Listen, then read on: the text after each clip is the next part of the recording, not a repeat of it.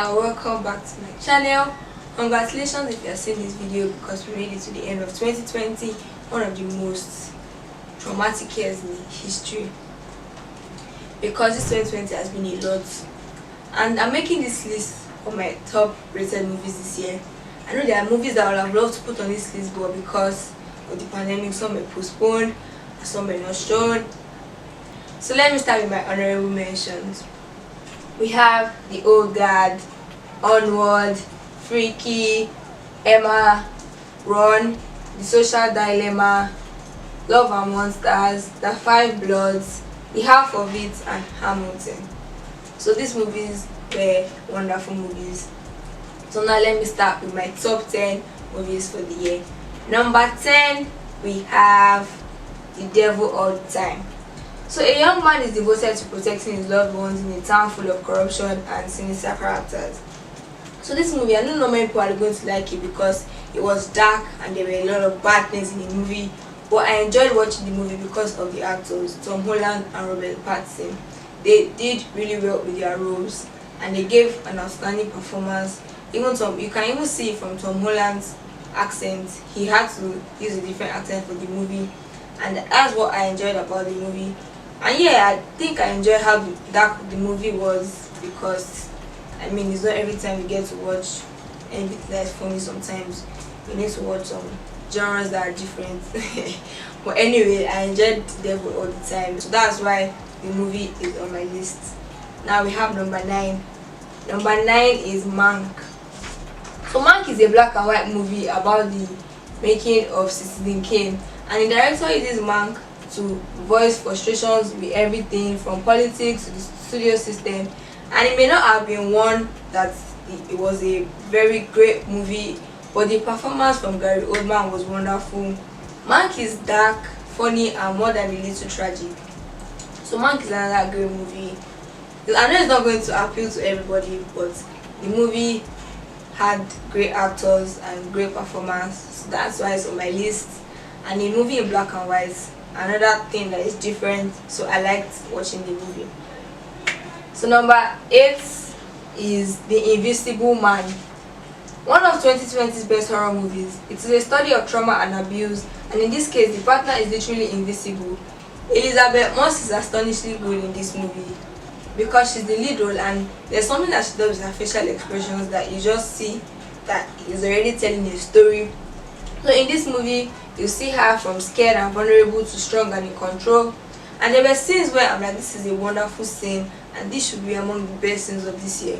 The Invisible Man is shocking and is definitely one of the most terrifying movies this year. And yeah, 2020 is already a horror movie on its own, so I mean, why not just watch Invisible Man and be fine with it? Okay, so now let's get to number 7. Number 7, we have Never, Really, Sometimes, Always. This tells a story of a young pregnant woman who never really seems to recognize any other choice but abortion. So this movie was a bit sad, and it was just about the story of young girls and how they go through a lot. You see that she didn't have any help, she didn't have any support, but she takes her cousin on the journey. So it just tells a story, an intimate story that is personal, and I just like the way it was real. That's why this movie is on my list, because it was just speaking a true story. It was not fun to watch, but it was a movie that was amazing. Number 6, we have Ma Rainey's Black Bottom. This is a movie that I did a review on. Feel free to check it if you haven't seen it after this video. So this movie, it was one of my best because the two main characters did wonderfully in their different roles. You have Levy and you have Ma Rainey, Viola Davis, and Chadwick Boseman. And Chadwick Boseman did wonderful in this movie, and he didn't just mind. So it was really amazing because he did a very wonderful performance with that role. May he continue to rest in peace. And Viola Davis is wonderful, so we don't have any time to fight about that. She did nothing but well, and she even did a lot for this movie. Let's not go into details, you can check my review for the movie. And number 5, we have Tenet. So this movie, I know that many people are going to question me because from many people that I told to watch this movie, they're like, how did you understand this movie? Because I know I didn't understand. Like they were like they didn't understand the movie, and I'm like, Christopher Nolan does not make movies anyhow. Sit down to think, and that's my kind of person. I like those kind of movies that you be like rewind, you fast forward. That's kind of movies that I like. Movies that will get me, that will make my head to just turn around. Tenet is one of the most intelligent, challenging and unique blockbuster of recent years. So it was an action movie that I literally enjoyed. So I enjoyed watching Tenet. I don't know about you, but me, I enjoyed Tenet to the very end of Tenet. Now to number 4. Number 4 is The Trial of the Chicago 7.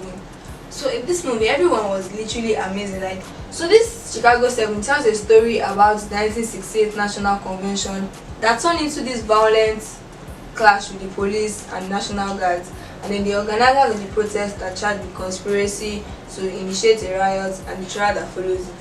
So it was one of the most notorious trials in history, and I like to see history being repeated. And it also spells out 2020 again, because you see that this year a lot of protests happen in different parts of the world. This thing has happened before, it is happening, and it will still happen. So it's something that is still bound to happen, and I just like the way they acted. The dialogue in this movie was wonderful.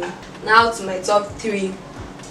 Number 3 is Palm Springs. So I know this movie is not one that is going to win any great award, but why I love this movie was I was really entertained, and that's one of the reasons why I watch movies, to be entertained. So this movie, yeah, one of the main characters, Andy Samberg, is somebody I actually like so much. Like, I watch most of this, anything that I see that Andy Samberg is acting, I would definitely want to watch it. When I saw that I was with Christy Milioti, I was like, oh, okay, going to be great. And I mean, they even passed my expectations, because I didn't even know what it was going to be about, but this movie just literally blew my mind. So it's a time loop romantic comedy, and then you see both of them, they meet at a Palm Springs wedding, and then they get stuck in the time loop, who are very hilarious characters. So I mean, why not just put on my top 10 movies, because I was literally entertained this year. So number 2, we have Nomadland. This movie recently came out, so I would not be surprised if most people haven't seen it. So Nomadland is a story about a woman in her 60s who, after losing everything in the Great Recession, embarks on a journey through the American West, living as a van-dwelling modern-day nomad. So one of the things I liked about this movie is we've actually not seen most of them before, because they are actually real nomads. So you get to see how they live, how they do their things. I also love the dialogue and the cinematography, and the director did a great job with the movie, and I also heard that she's doing internals that is coming out this coming year. Yeah, so now to my number 1. Drum rolls! My number 1 movie for the year 2020 is Soul. So originally, this movie was not supposed to be my number 1, but after watching it, I just felt this thing that I'm like, no, this movie really touched me. It really spoke to me in different ways. You can check out my review of Soul. This movie is a review I dropped recently, so you can check it out also if you haven't seen it. Soul is, and I recommended it to people, and I know people already gave me positive response that the movie is truly amazing.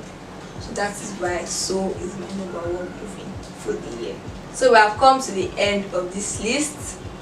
Thank you for watching. Please don't forget to like and subscribe, and also if you have any movie that you love this year, you can also put it in the comment section. I would love to see everything in the comments. If you agree with me, if you don't agree with me, it's fine. But thank you for watching. Bye.